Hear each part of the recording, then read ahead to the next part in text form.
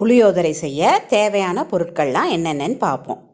உதிரி உதிரியாக வடித்து வச்ச சாதம் எடுத்துக்கணும். பொங்கி வச்சுருக்கோம். காஞ்ச மிளகாய் 3 எடுத்திருக்கோம். கடுகு, உளுந்தம்பருப்பு, முந்திரி பருப்பு, கறிவேப்பிலை, வறுத்த நிலக்கடலை பருப்பு, வெறும் கடலை பருப்பு, மல்லியும் வெந்தயமும் எடுத்து வச்சுருக்கோம். மஞ்சப்பொடி, புளியை ஒரு எலுமிச்சை அளவு எடுத்து ஊற வச்சுருக்கோம். இதெல்லாம் வச்சு எப்படி செய்கிறது அப்படின்னு பார்ப்போம். ஒரு கடாயை அடுப்பில் வச்சுக்கணும்.